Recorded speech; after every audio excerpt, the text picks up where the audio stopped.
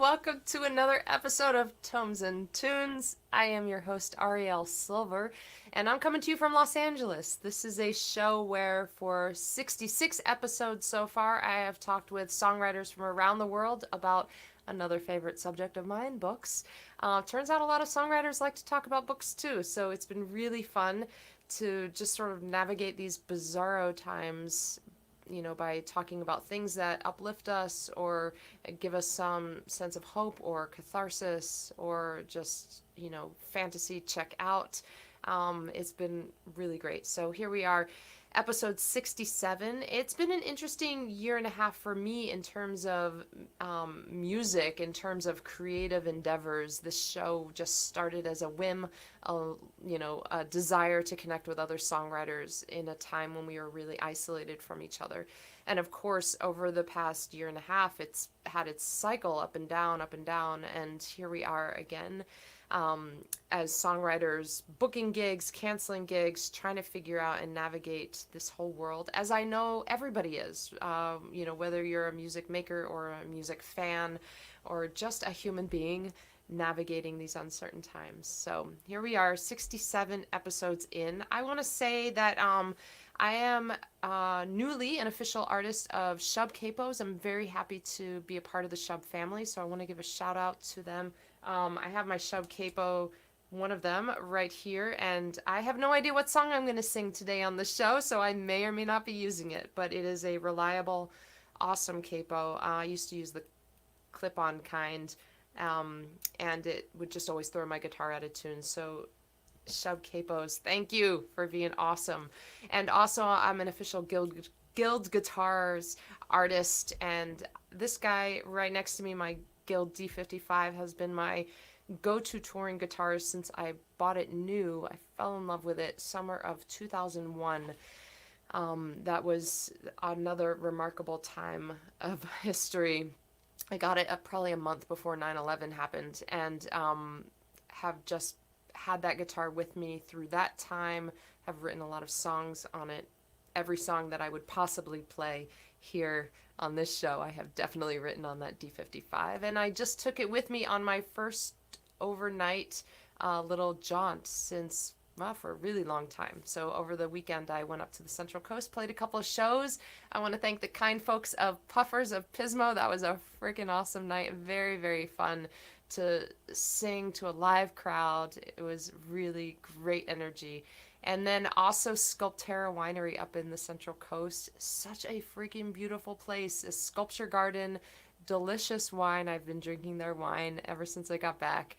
And live music. So I can't wait to get back up to the Central Coast. I definitely left a little bit of my heart up there. So I'm going to be back up there in November. I'm very excited. In October, I'm going to be down on the South Coast in Ramona, have a couple of shows set up there. And if you are listening from that area or the Central Coast and might want to host a backyard house concert, let's talk. Reach out to me. I want to say that this weekend I'm playing a virtual festival called the Tumbleweed Music Festival. It is based in Richland, Washington. For a minute, I was about to say Richland, Massachusetts. I don't know where that was going to come from. Washington has a lot of syllables as well, so maybe it was the syllabic content of the state. But Richland, Washington has this great music festival, Tumbleweed Music Festival. This year it is virtual, and I am participating in the festival both as a music performer and as a yoga teacher. So if you are interested, please check out, I will throw up, let's see, where is the link for that? I put it somewhere. I don't know where it is. Oh, here it is. If you go to there, scrolling down on the bottom there, if you want to find the link for the Tumbleweed Music Festival, go to that Linktree link and you'll be able to get to it. and come take yoga with me or come listen to me or any of the other performers. It's virtual this year, really fun. I teach yoga, of course, pretty much every day of the week through my own yoga, online yoga studio, and you can get to that link on that link tree as well. One last thing I want to tell you before I bring on my guest for today, which is that the Folk Alliance Region West, the West Coast, it's not just the coast though, but the branch of Folk Alliance International that covers, gosh, a lot of the Western United States and Canada. Our conference, and I say our because another development this year is that I'm now on the board of Far West, and part of the conference planning committee. So our conference is October 14th through 16th. It's coming up. We've got some really cool events planned for that weekend, including some community conversations. It will be sort of like a Zoom-based thing where you can connect with other artists, or if you're an agent or manager or house concert host, or simply have dealt with a lot of loss this year and want to connect with other people on that particular topic. We have groups set up over the course of the weekend, hour-long conversations to connect with people and figure out how they are navigating these times, these weird times. We also have some performance opportunities and educational panels, a few concerts, all kinds of really great things. So that's happening. I will be there. I would love for you to be there. I am hosting the Venues Choice Awards, and so very excited to present some things happening that weekend. So I'll leave that registration link up there in case you want to join. I hope you do. There are all kinds of levels of tickets, so go to the website to explore what's there. And finally, without further ado, my guest for this week, episode 67 of Tomes and Tunes. Speaking of Folk Alliance, Laura Joy and I have bumped into each other through the various Folk Alliance channels over this past year. We have yet to play a concert together in person. We have yet to actually meet in person, but of course, like so many of my other guests on this show, we have connected online, and it's been really lovely to sort of have that meeting of the minds. And so I'm very excited to have her on the show today, episode 67. Let me go ahead and bring Laura Joy. Hi. Hi. How are you? I'm doing good. Loaded question.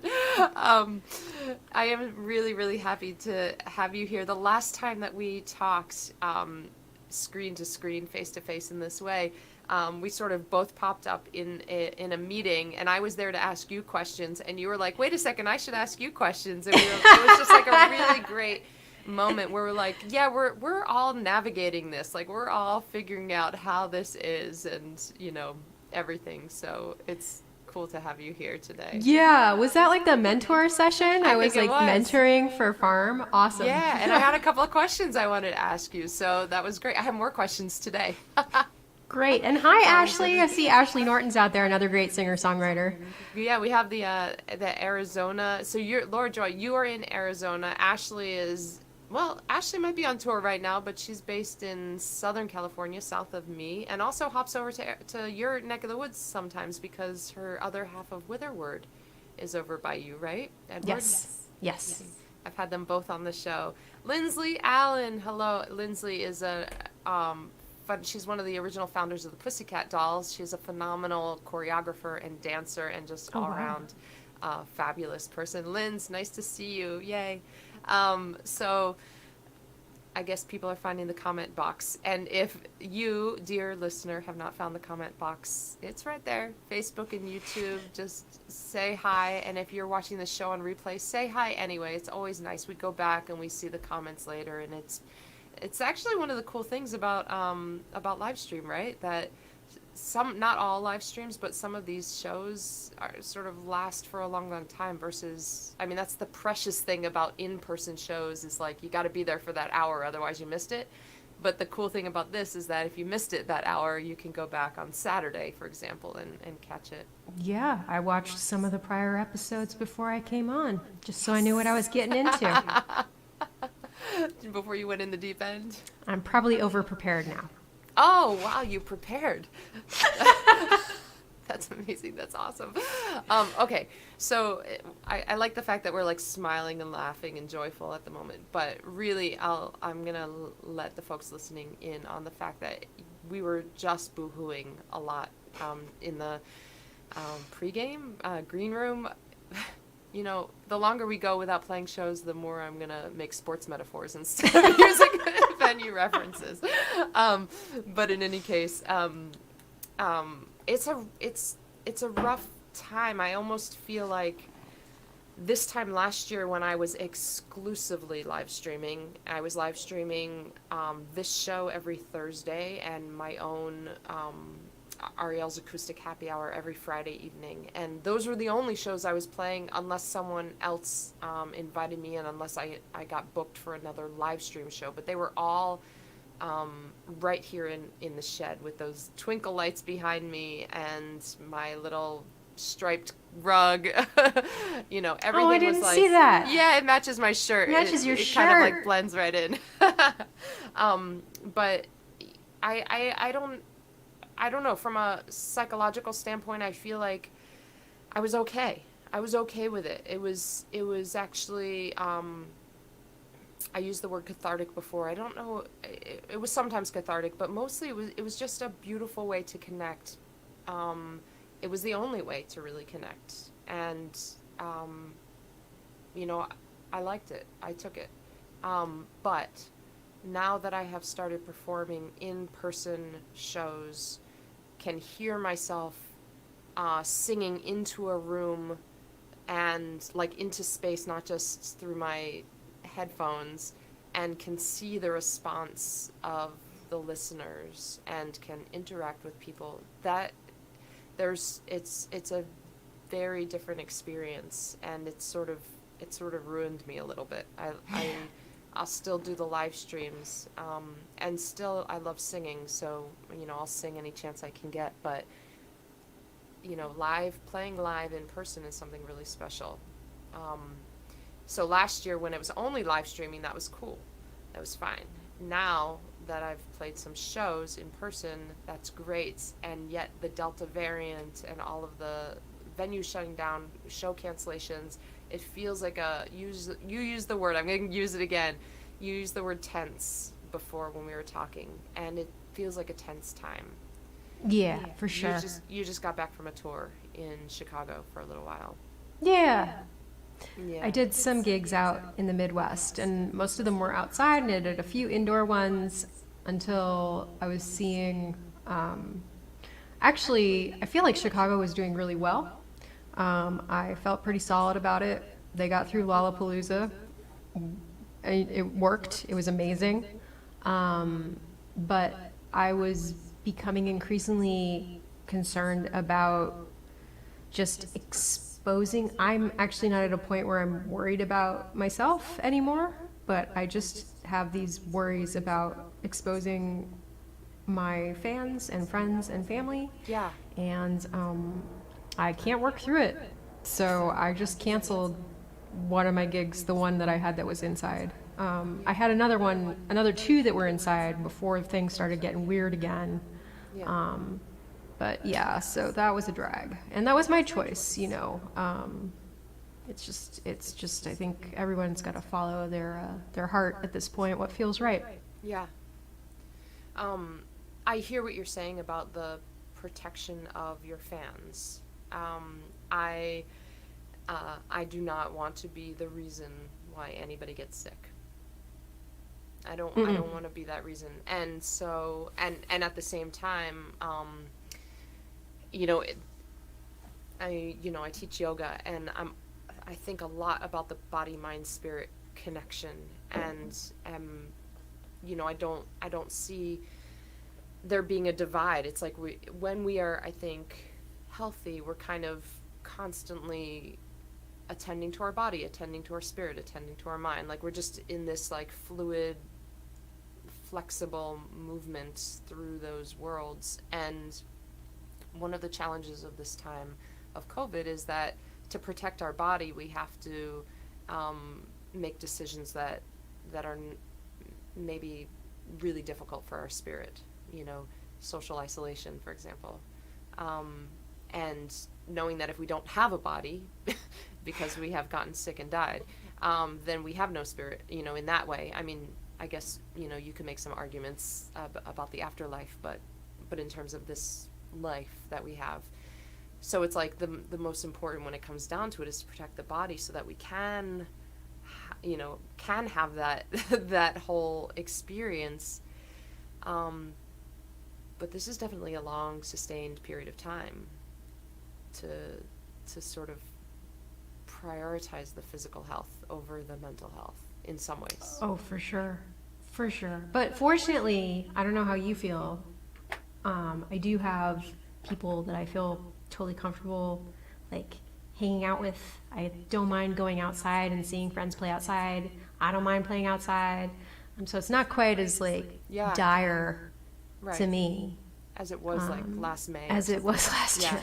Yeah. So, well, let's talk about that for a second. So, in terms of outdoors, vaccinated and masked, we were talking about this before we went live, and forgive me, Laura, for the redundancy in this part. Usually I try not to repeat the conversation that we had behind the scenes here on screen, but I feel like this is, I mean, the other thing is that in this show with my guests, we have not really talked about, by the way, I live very close to the airport, so here we go. But on the show, we haven't talked a lot about these, like, the nitty-gritty concerns of this, and so I'm kind of excited to just go right into it with you for the first time, I think. So if you're playing a show outdoors, you feel comfortable with that as a performer on the stage? I am fine. And outside is fine. And you trust that the people who are attending are taking care of themselves because they can move around and find their comfort spot. Is that? Yeah, they can go where they want. They can I feel like outside's not so bad. It's really not that bad. Yeah. I feel the same way. I feel like when I'm attending something outdoors, even just attending a conversation outdoors, I can kind of move back or move forward based on how comfortable I am with the situation.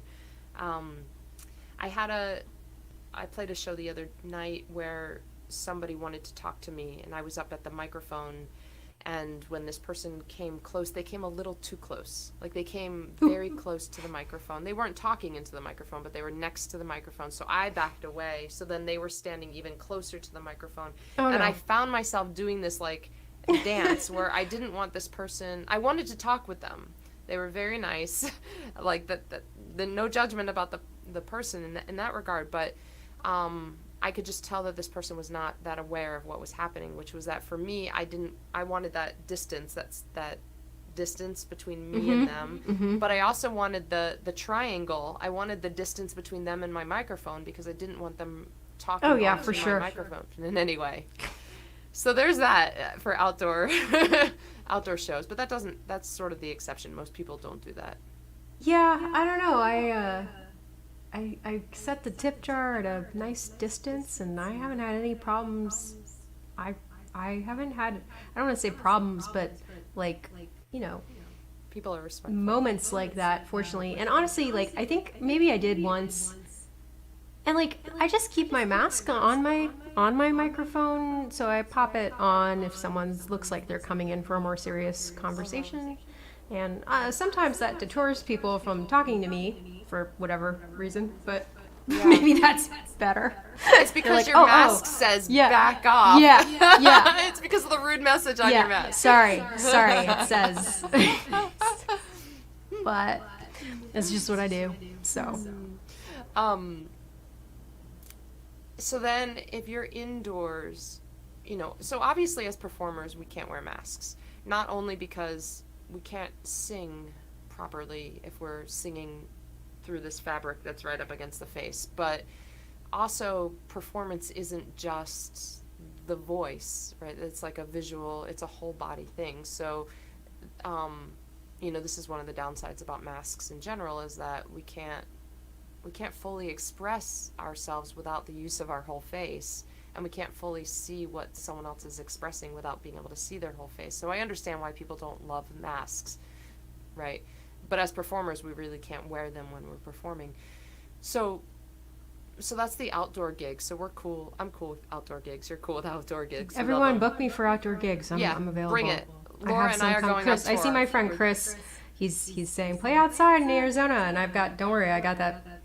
As soon as October comes, I thought I wasn't gonna be.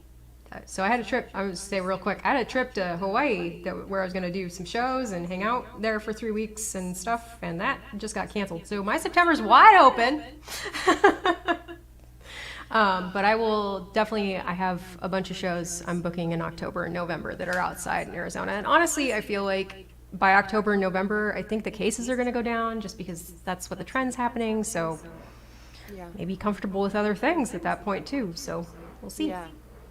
And so then indoors, under what circumstances are you comfortable performing indoors? Any circumstances or not at all, or is there something? I mean, I would prefer not to in the next 2 weeks.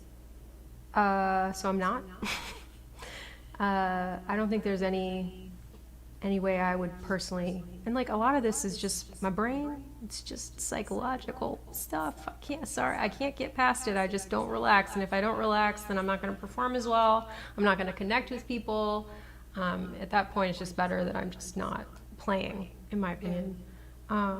So I do think that there is a way to have indoor shows that is relatively safe, even right now. It's just, do you want to do it? Can you enjoy yourself?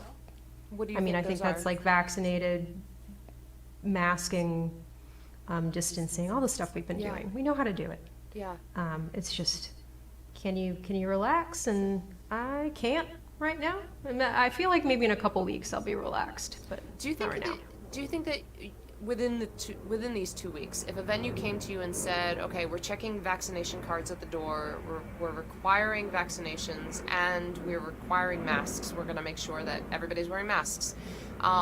They're not eating, they're not drinking, they're actually wearing masks." Would you perform in that situation? Yeah, I would actually. It's the eating and Yeah. drinking that makes it a little unpredictable. Yeah, the eating and drinking. I agree with that. It's as soon as someone has a glass in their hand, I wonder actually sometimes if they want to be drinking or if they want to just not wear a mask, and so they have something in their hand. Yeah. Yeah, and I get it that venues. I mean, this is financially, it's a really tough time for everyone involved because the musicians are canceling shows where there's no vaccination and no masks. The venues, of course, want people coming in to drink and eat because that's a huge part of their revenue. The musicians are bringing people into those venues as well, so they want that revenue. It's just like it's a really rough time. It's hard. I mean, here's the other reason I think it's a little bit difficult of a time. And it has to do with what I said at the beginning, which is that we've now had that taste of performing in person again. Yeah, right? That's why it's such a drag. I did like a standing room only indoor gig in Chicago, and it was just like life-giving. I think I Life-giving got... is a really great way to say it. And I did a house concert inside, which was a little more tense because we had some older people in attendance, but we opened all the doors and windows.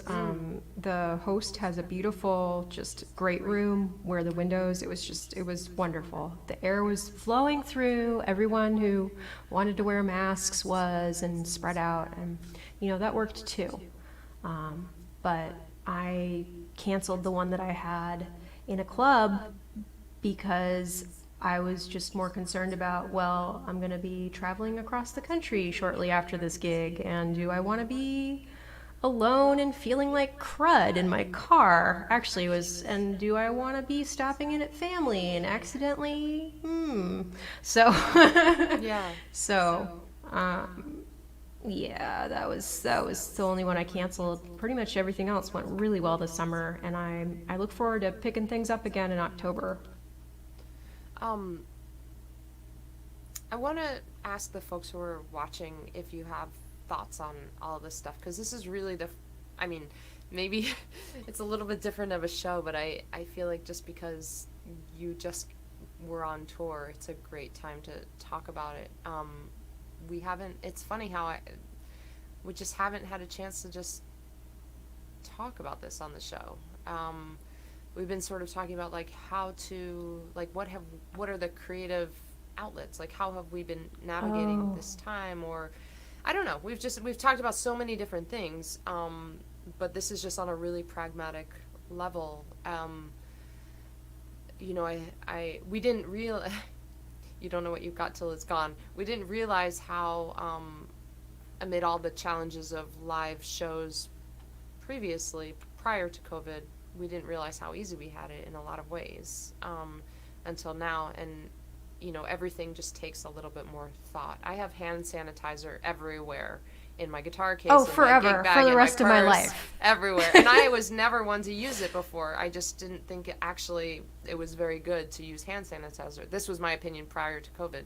I washed my hands, soap and water, but I didn't want to like disinfect antibacterial soap, like wasn't Same. into that whole thing before. But now I'm like, oh yeah, hand sanitizer all the time. And, you know, shaking hands is, you know, I've gotten to the point where, you know, folks who are listening, if you reach your hand out to shake my hand, I might shake your hand, but I would prefer not to. Oh. So let's just namaste each other, shall we? Just like say hi this way, you know. That's fair. That's fair. I actually am a little more lax on the whole contact thing, the food thing, I don't know. I just feel like it's so in the air, that contact stuff is not. I don't know. I'll shake anyone's hand. Not to say that I won't quickly go to a corner and disinfect my hand, but Right. I will do it. Right. I will do it. Yeah. Okay. So then there's live streaming. So you did a lot of live streaming last year. You were on Twitch also, right? Yeah, I was on Twitch. What platforms were you doing? Twitch. Well, I did Facebook regularly for about a month and a half, probably like 20 minutes segments Monday through Friday. And then I switched over to Twitch, which was pretty much where I stayed. I carried it through to the Midwest, and I was going to be also streaming while performing, but the space that I had ended up not being always reliably available, and if you don't have a schedule set up, that makes things sort of annoying. So I just sort of Twitch is took a very hiatus. much like Monday, Wednesday, Friday from Yeah. 9 to noon or whatever it is. You gotta it's have a like regular. when you're not like, you know, hot stuff, like a huge streamer. I feel like bigger streamers can actually do whatever they want, but when you're small, I'm a little. You need like a regular big. schedule. Dead low. So how frequently were you doing Twitch? I was doing it 3 times a week. Okay. Do you think you're going to go back to it? Yeah, I do. That was the plan when I came back. So what I would like to do is incorporate more outside musicians like yourself. Like I would have this sort of thing going on Twitch. This is what I would like to do, is do a once a week sort of like chat and song swap thing with artists that maybe aren't usually on Twitch, or artists who I love on Twitch that would just be fun to hang out with. So that's what I am thinking I'm going to do, plus my own performing. And then, you know, as gigs pick up, which they will, we'll see how I balance it. But it ended up being just like, honestly, it was impossible. Even if I had been able to keep a schedule going, I don't think I could have done it for more than once a week regularly, because I was traveling so much. And I have seen some streamers be able to balance it, but I was not able. Like, I just, like, and maybe it was the Chicago area. There was so much traffic. Like, I'd be like, I'm going to be right there. And it'd be like 2 hours later. So I don't know how they do it. And there's also a lot of people who stream their live shows now instead of doing Twitch streams. And I don't like the sound quality of what I've been getting. I don't have like a pro setup. I'd be streaming from my phone. And I'm not really interested in, honestly, the background gigs. I don't want people to tune into those, because people the couple times that I did them, like the conversations got picked up more than my That's creepy. performance, Right. which Yeah. was really You don't want to broadcast people's conversations on your Twitch channel. really awkward. Didn't know that was happening till Yeah. later. Yeah. So there's ways around that, and I can ask around, but I haven't done it. Yeah. Well, the way I'm proceeding is I'm booking gigs into the future and cautiously optimistic that they're going to go. But for this year, for 2021, I have to like double check myself when I say the year because it feels like time has been moving really strangely. But 2021. Trying to keep them outdoors or to places that I know are like that house concert that you just described where the windows are open, it's really breezy. It's like a very, like almost an outdoor space, but an indoor space. So keeping it to those kinds of gigs, hopefully, because I would rather not cancel, but I also understand, I have full respect for the artists that I know who have canceled, like yourself, who have canceled, in protection of yourself, but also in protection of the folks that you're asking to come see you play. Yeah, my like fear was either giving it, my like just family members, and then also this like I'm vaccinated, so I'm not worried about becoming deathly ill, but also the thought of being like in the middle of Nebraska with like flu-like symptoms, just like hanging out. I was like, no, I don't want to do that either. Right. Okay. Yeah. Yeah. You don't want to nurse yourself back to health. I don't want to do that. Not From in your a foreign place when I'm car. driving. Yeah. No. Okay, so this past year and a half, or whatever it's been, are you the kind of person that likes to read? I think you are because you posted about books. But have you read a lot over the last year and a half? I was reading a lot, and then I stopped because I was reading, get this, too much news. Oh. I realized all my reading time was going to reading news, and it was like panic news. So Yeah. I just actually cut back on all of that. I unsubscribed from a few things, even though they're reputable, because my life was being eaten up by doom reading of news. Yeah. So I picked one and have that, Okay. and I'm starting to read again. Okay. And what do you like to read? Do you read novels? Do you read memoir? Do you read, I mean, other than news, other than Doomsday? Well, that was just memoirs, happening. Poetry. What kind of books do you like to read? I love reading poetry and nonfiction and fiction and everything. I will read everything, and usually I have about 5 books going at a time, and I'm not Ooh, exaggerating. Oh, shoot. I just realized I left the book that I was going to share in my house. That's okay. Oh, Gosh, I feel no. like so unprepared today. You don't know what you're playing. You don't know what I your know. book is. What happened at episode 67? The wheels start coming off the bus. 6 plus 7 is 13. Ooh. You were fast with that. So what are those 5 books that you're reading right now, or approximately? There are actually exactly 5. I have A Path Appears. What is that? This one is Transforming Lives and Creating Opportunity. It is a way to make a difference in the world with small amounts of money and which actual programs work. Oh. It's very cool. It's written by the same authors who wrote Half the Sky, which is about how women affect Women communities. hold up So right. yeah, so it's super cool. Wow. I like it. Transforming lives and creating opportunity. It's just neat to see that like positive change is possible in small ways, and sometimes, especially now, I need to read that. So that's Right. good. Okay, great.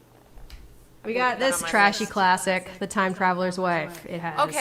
Okay. I have not watched the movie because I heard it was terrible, but I have read the book, not for many years. But actually, I remember reading it when I was on audiobook version. Is it of good? Because I'm When I just starting. Oh, I remember listening to it when I was on tour in '06. I had already read the actual paperback in book form before that, and I think I read the paperback one more time after that.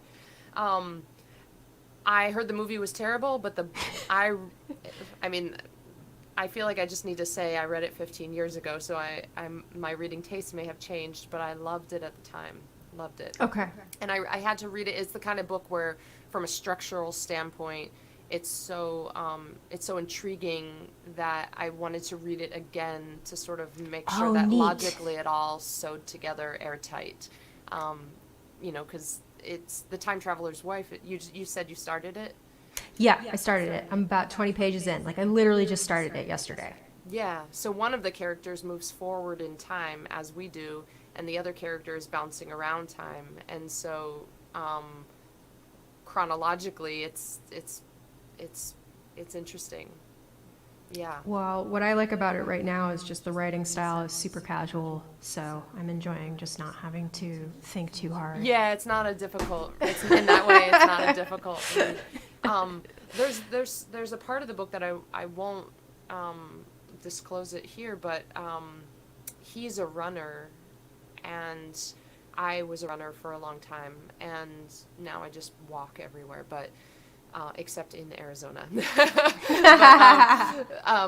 But there's something that happens that I ended up thinking about a lot when I was running, just because of what happens with this one particular Oh, character wow. in regards to that. So, yeah, yeah.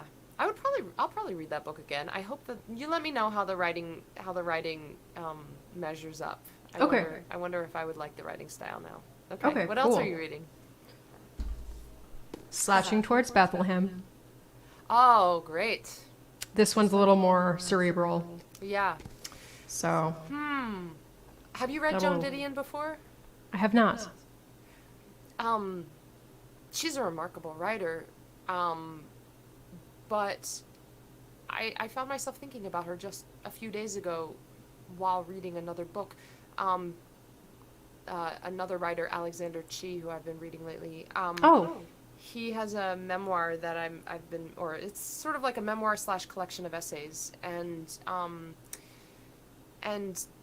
there's something Didion-ish about sometimes about his essays. However, it was one particular essay. I remember which one it was. I can't remember the name of it.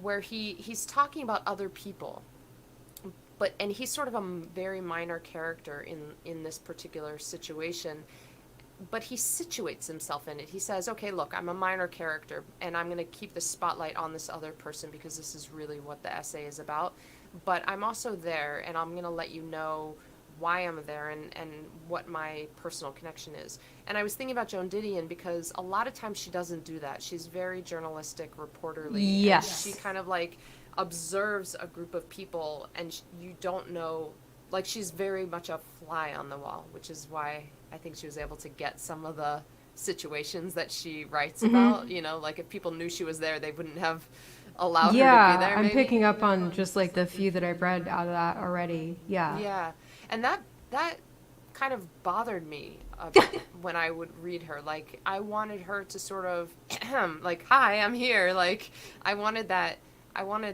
sort of that involvement, but she's like kind of arm's length. Like, I'm observing, and she Yeah, can get she's a pretty journalist. intimate. She is a journalist. Yeah. Mm-hmm. Okay. What else are you? All right, we've got two more. Strong Towns. What's that? Bottom Up Revolution to Rebuild American Prosperity. It is about sustainable development in towns and cities, which Oh. I am a very big advocate of because I live in a very unsustainable city here in Phoenix. What's not sustainable? 120 degrees. And no water source. What's Yeah. not sustainable? It's also about just how communities, suburbia development, how to make that workable without cars, just building better communities for the future. Yeah.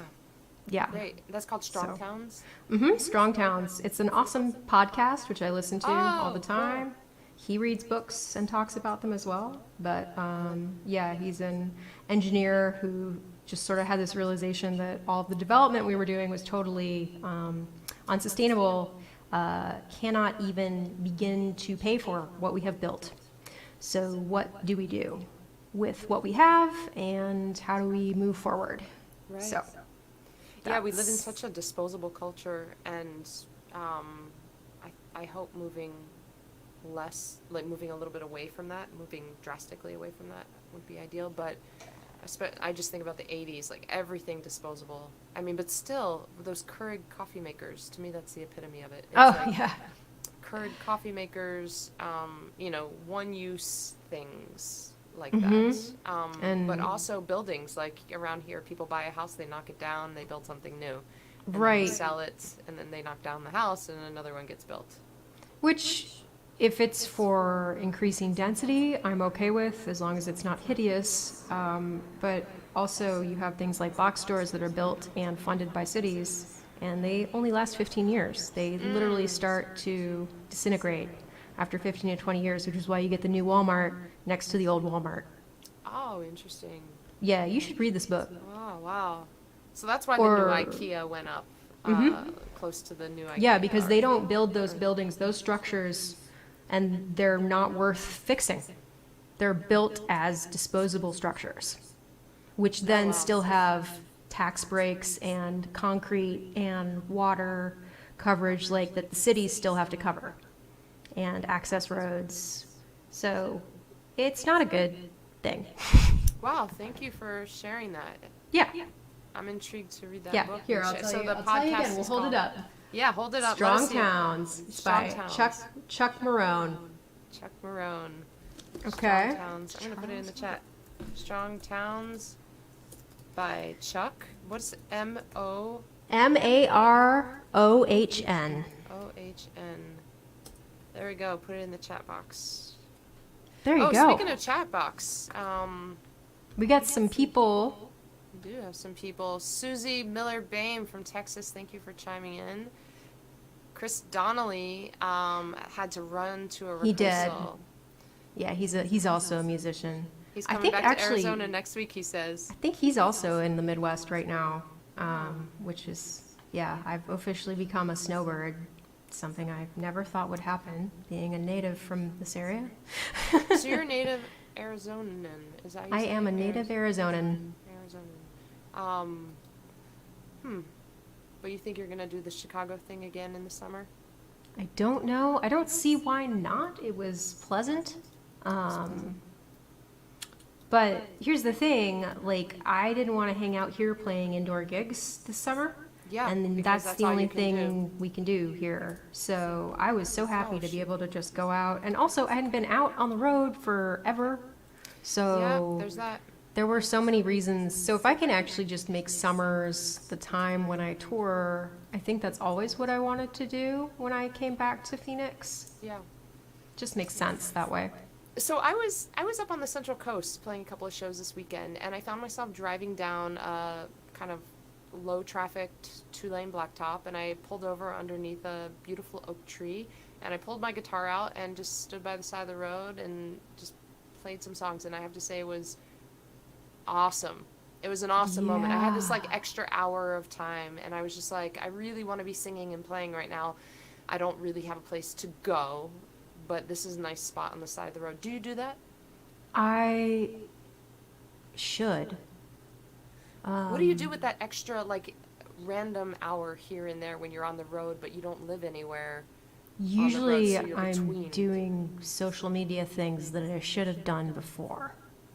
Yeah, there's a lot of catch up to do. Yeah. That's usually what I'm doing. So you've never just pulled over to the side and played?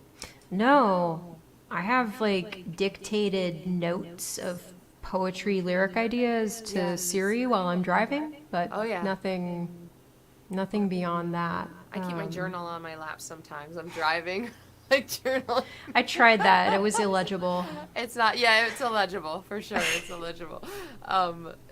Okay. So when's the next time you're going out to play and I wonder if we can get you on the side of the road for an hour just to play. Well, I mean, the next time I'm playing out is going to be in this area, so that's not Oh, okay. too much of a Too long long. drive. Yeah. But I will think about this. I will think about this. Yeah, it just it gave me some, I don't know, there was something about it, like, this is the thing I really love. I mean, I love performing too, but I really love just, having that time by myself, and I don't think I had ever I don't think I had ever done that before when I was out on the road. Oh. This time, I was just like, yeah, this is what I want to do, and it was awesome. And I sort of made a note to myself that henceforth, when I'm on tour, I will do that more. Just You can pulling over practice to by the of side of the road in a quiet Yeah. space. Yeah. Nice. And just like not have my phone in my hand, not do the social Yeah. media thing, you know. Yeah. Not No, try to that's be awesome. productive in that way. Was that book number 4? Yeah, it was. Okay, what's book number 5? I usually pick some sort of like very simple 19th, early 20th century fluff. So I'm on Anne of Green Gables right now. Oh, love me some Anne of Green Gables and Gilbert Blythe. I read that book and the series aloud to my step kidlets when they were younger. So Yeah, good for you. there we go. I always do they have hold up? something for every mood that I might be in. Well, Going. what mood are you in right now to share a little bit of? Oh, my poem. I have a poem. Oh, cool. It's by Mae Swenson. It's May Out West. She's really wonderful. She writes a lot of poems about just the West. Okay, should I read it? Yeah, please. Oh, don't hit the mic, Laura. Okay. It's called Earth, Your Dancing Place. Beneath heaven's vault, remember always walking through halls of cloud, down aisles of sunlight, or through high hedges of the green rain. Walk in the world, high-heeled with swirl of cape, hand at the sword hilt of your pride. Keep a tall throat, remain aghast at life. Enter each day as upon a stage, lighted and waiting for your step. Crave upward as flame. Have keenness in the nostril. Give your eyes to agony or rapture. Train your hands as birds to be brooding or nimble. Move your body as the horses, sweeping on slender hooves over crag and prairie with fleeing manes and aloofness of their limbs. Take earth for your own large room, and the floor of earth carpeted with sunlight and hung round with silver wind for your dancing place. Which is what you did when That you is what pulled I by the did. side of the road. That is true. Absolutely. Yeah, thank you for that. You're welcome. I didn't know what I was going to share today. Like I said, I left the book that I had intended to bring in the house. That book is called Grace by Natasha Dion. I shared a little bit of it last week. And this is the space where I do my show, obviously, but it's also the space where I teach from. So I have some books here. I teach creative writing at Antioch University, but I also teach yoga from this room as well. It's the multi-purpose Harry Potter room of requirement is what this room is. So I have, on Sunday mornings in my yoga classes, I always read a Mary Oliver poem to start the class. Yay! And I was so going to pick a Mary Oliver poem, and I didn't. So you just shared the poem that you shared, and it feels within the vein of Mary Oliver. So maybe I'll share one of her poems. And if I had prepared, as we know now, I didn't. I might have selected a poem, a particular one. That's so funny. I was looking at her stuff. I should have just. Then we could have both done it. That would have been Have a fun. Mary Oliver segment. Mary Oliver Day. If I had prepared, I cannot remember the name of the poem, but I remember, I know which one I would have shared. Alas, I don't know the name, so I can't find it. So I'll share this shoot. one. This is called Poppies.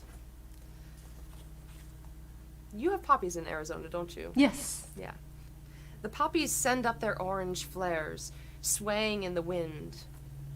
Their congregations are levitation of bright dust, of thin and lacy leaves.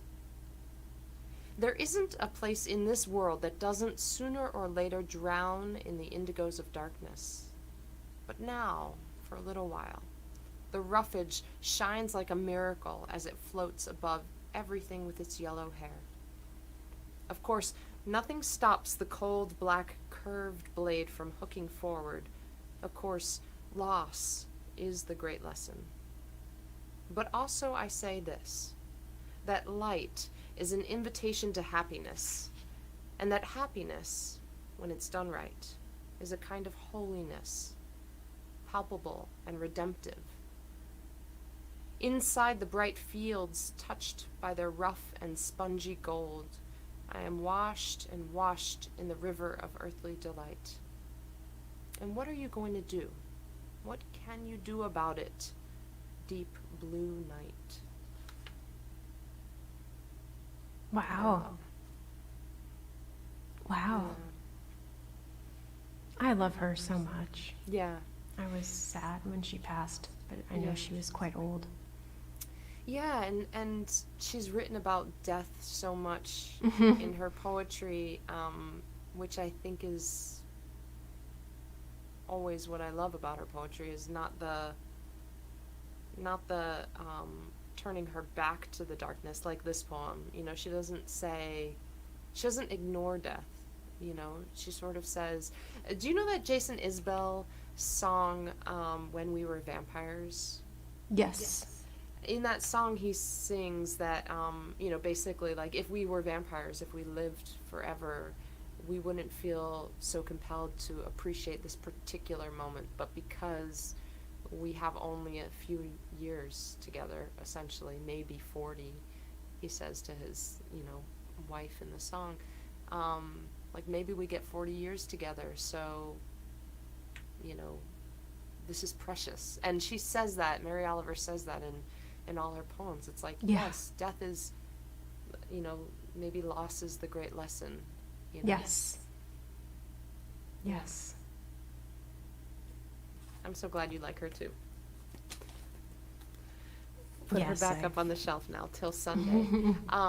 Laura, would you, I mean, here's the other thing, you know, music. The other thing, it's a crazy thing because, as you said, you know, your trip to Hawaii was canceled. You've had gigs that you have canceled or have been perhaps canceled for you. COVID cases are on the decline, but they're on the decline right now from a significant high. So there are a lot of people who are sick right now. There are a lot of people dying. There's a lot of weird, I'm going to use your word again, tense. It's just tense. It's just a great way to describe it because we're pulled in several directions at one time, which creates this, like, tension between what we desire and what we feel is necessary, but also what is necessary. Like, there are multiple necessities that are at odds right now. How to make a living and how to stay alive, you know, and then there's music. I feel like it's like music and art and poetry and just how to kind of flip switch ourselves out of despair into something that feels great and kind of miraculous. Yeah. So, music. Would you play some? I can play some. I'm going to play one that's... What is this song that you're going to play? It's called Magic Right Now, which is about finding magic in the moment. I'm going to take off my headphones because I got a little echo here. It's on my end. All right. I'm going to turn on some reverb because I like singing in church.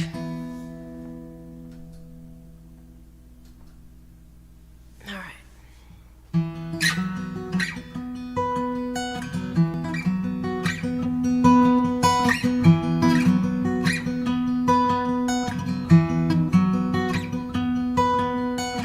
Summer peaches in reach, but it's too hard to eat.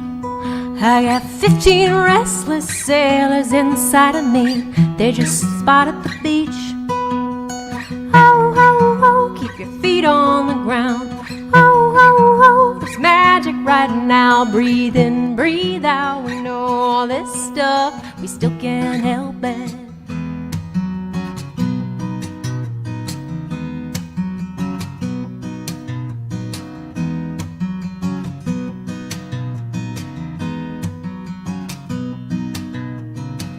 look for the beach even though I love being out at sea. The sun sets so epically, but I can wreck it looking 5 days ahead of me. Hey now, remember high school, yeah. Hey now, remember college. Hey now, let's have some kids, yeah. We gotta share all of this knowledge. And now, oh, oh, oh, keep your feet on the ground. Oh, oh, oh, it's magic right now. Breathe in, breathe out. We know all this stuff and we still can't help it.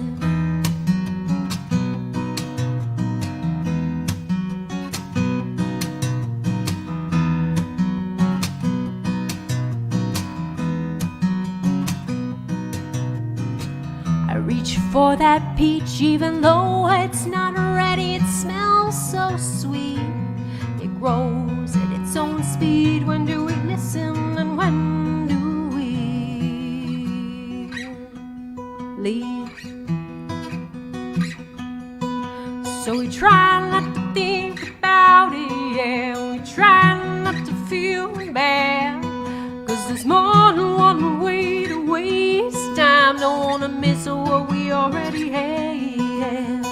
Oh, oh, oh, keep your feet on the ground.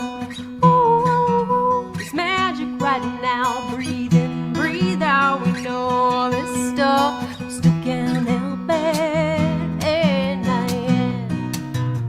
still can't help it. Yeah, yeah, yeah. We still can't help it. No, no, no, no. We still can't help it.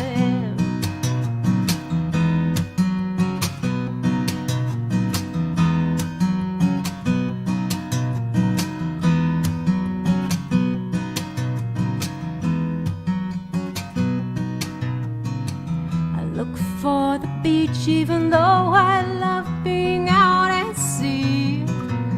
The sun sets so epically, but I can wreck it looking 5 days ahead of me.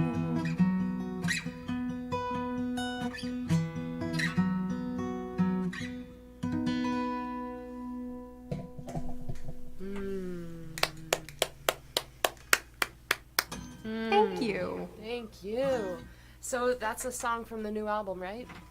That is a song, excuse me, from the new album. Ah, and what's the name of the album? It's called Yellow Cardinal. And it just came out. When did it come out? I released it on Bandcamp on August 6th, and then I got it up on streaming 2 or 3 days ago. And then I also got some hard copies made because surprisingly I had a lot of requests for them. I wasn't actually planning on making them, but they exist. There you have it. Yeah, so it's brand new right out of the oven. There it is. Congratulations. Yes. So you were telling me that this record is kind of in an emotional chronology. Is it also a time chronology? Do those two things match up, or? Yeah, kind of, pretty much. I mean, I've got my COVID songs, I've got my heartbreak songs, I got my chill out songs. It's all sort of like, and then it ends with Magic Right Now, which is about growing and, you know, embracing the moment. Yeah, beautiful. Love it.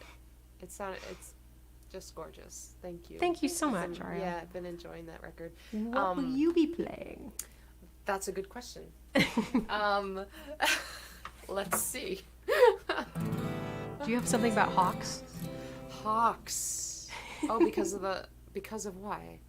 Because of the hawk that was circling over the majestic oak tree on the side of the road.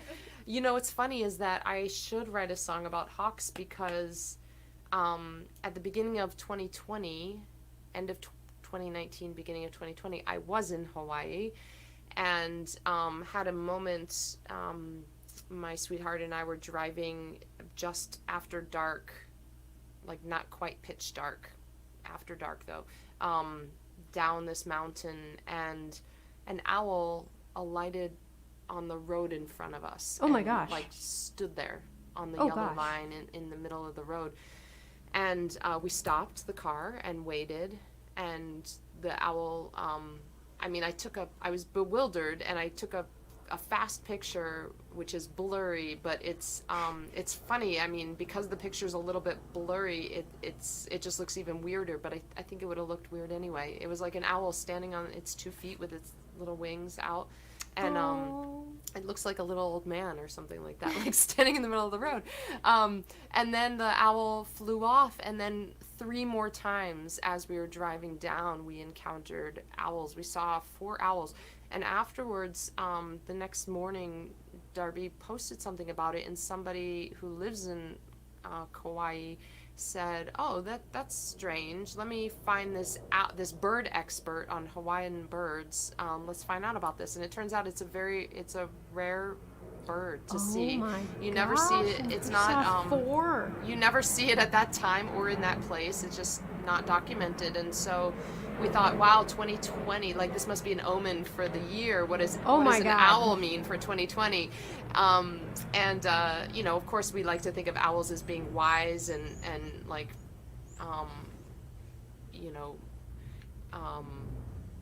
sort of like judges, but also, if you look up what does an owl mean, it's like a harbinger of death. We're like, well, traditionally, right? But so this was the beginning of 2020. So we were like, yeah, we're gonna ignore that description. But as 2020 evolved, I kept thinking about those owls. Anyway, at the beginning of 2021, the first day of the year, we went to see a sunrise near here, and there were hawks circling overhead. And I thought, well, if last year was the year of the owl, this is the year of the hawk. Anyway, that's all to say. That's no, cool. I don't have a hawk in any of my songs. Well, you should. So put a pin in it. But I'll play this one. There is a bird mentioned in this song, so okay. We'll do this. So here we go for the birds. This is called "Bottle Up Tonight." Okay.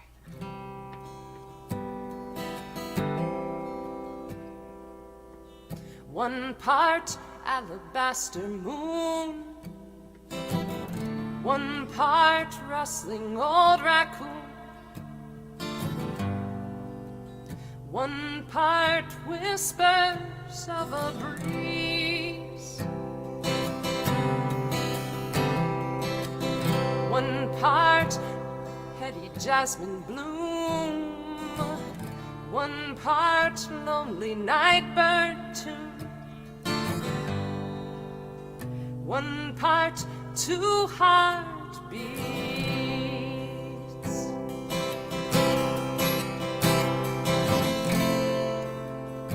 Might we make an apothecary potion,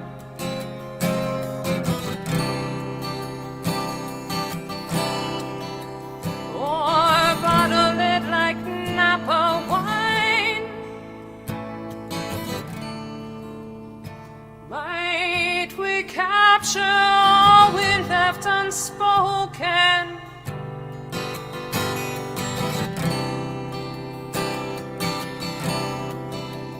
Cork it up for future delight, whatever time might hold, whatever fate unfolds. Forget all that we can't control. Well, let's bottle up tonight.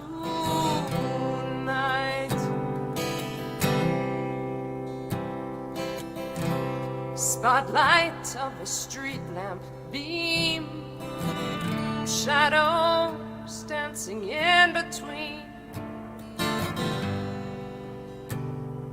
familiar as an old refrain.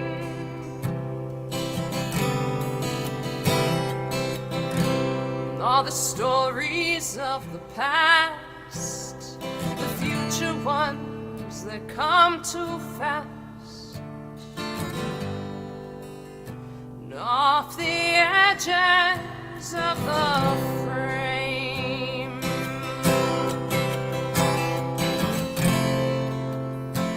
Might we make an apothecary potion,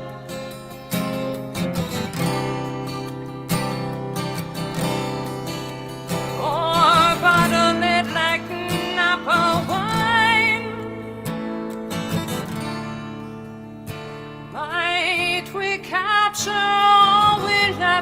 unspoken.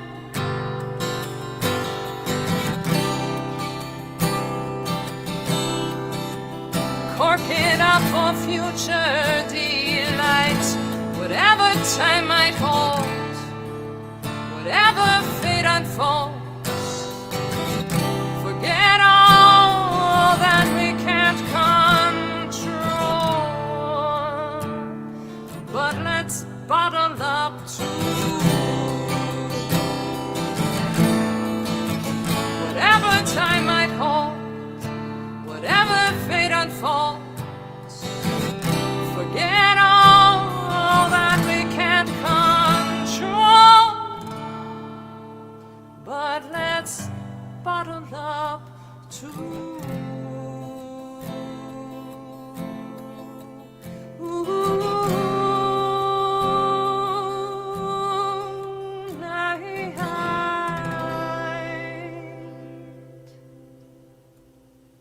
Those words are so beautiful, so beautiful.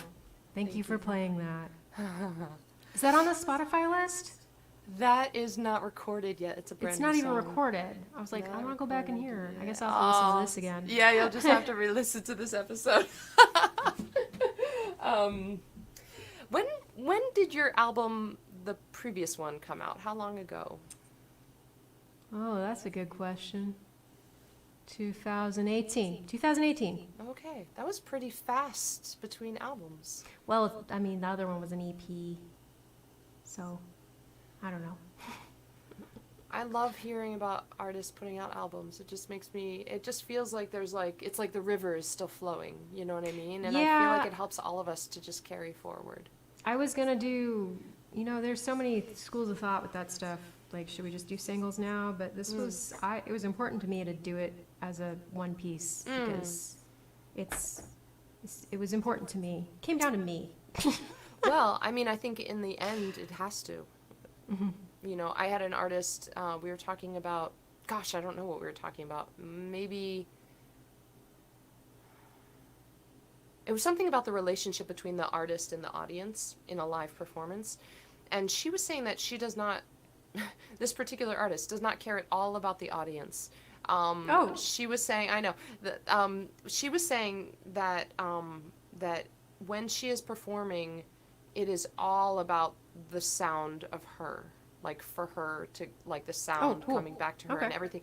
And I don't feel exactly the same way. To me, the like, I feel like I'm trying to create a connection between me and, Yes, me too. and the people there. It's really important to me, and I feel like it's really important to many, many humans, to feel that connection.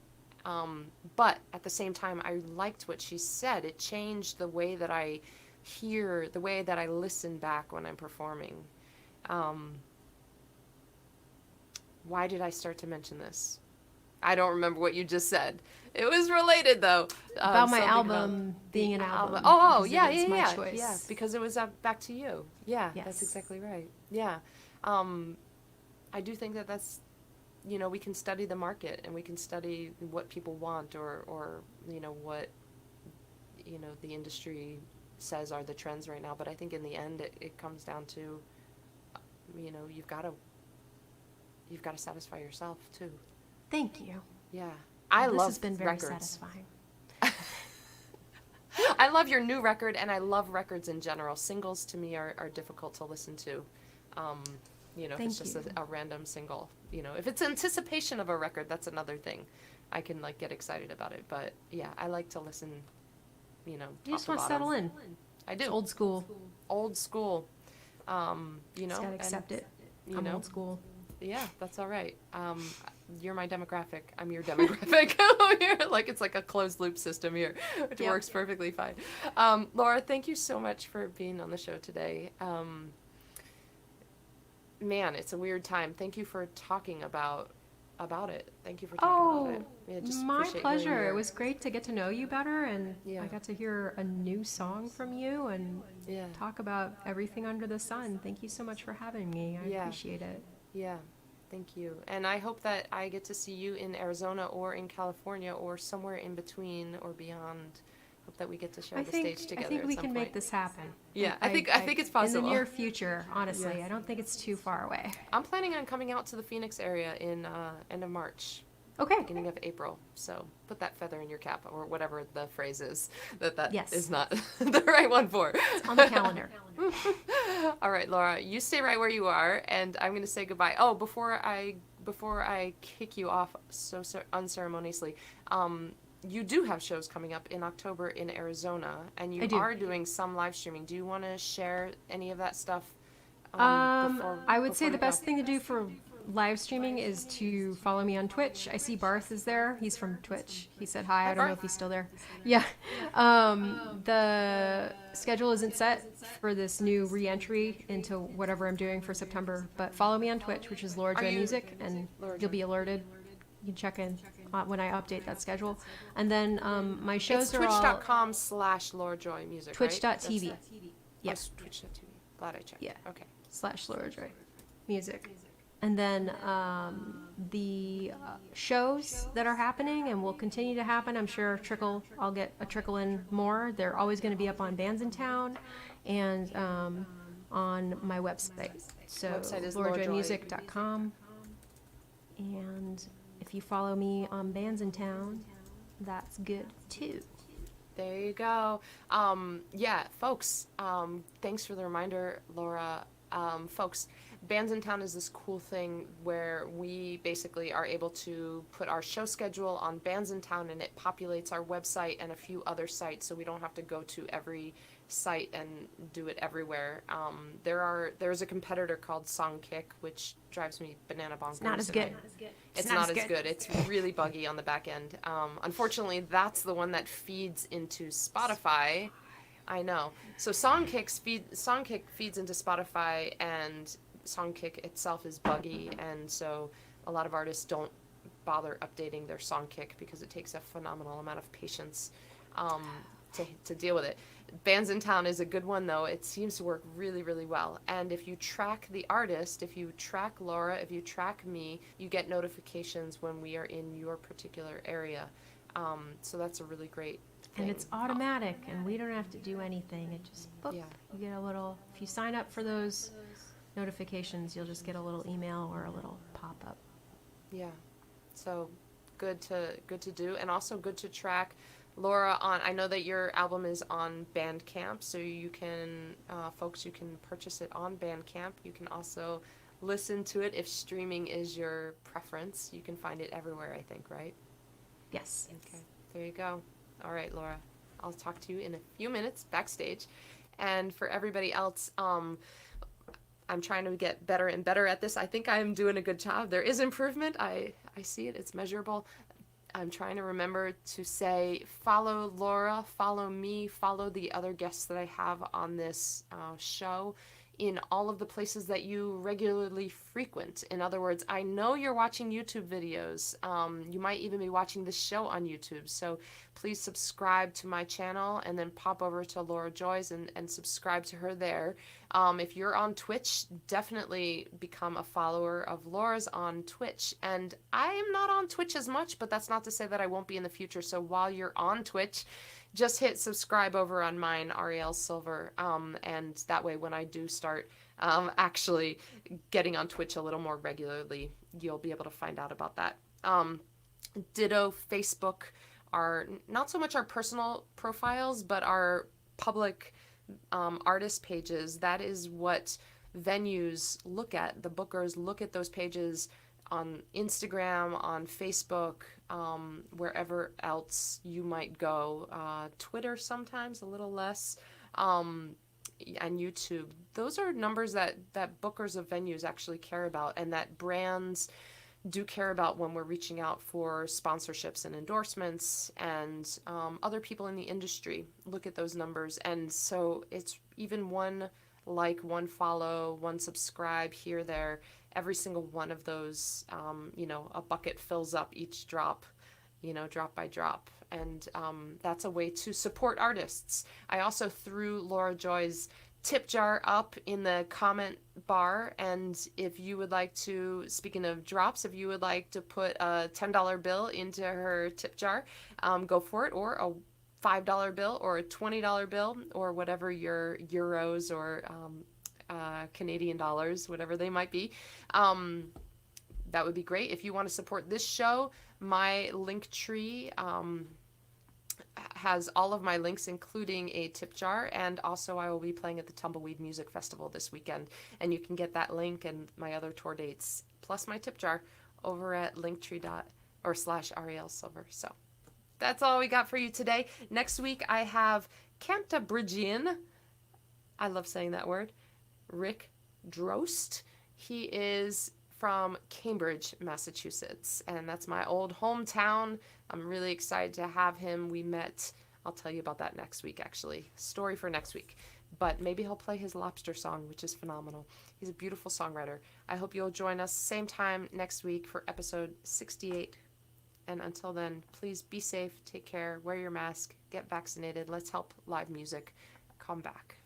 Okay, take care.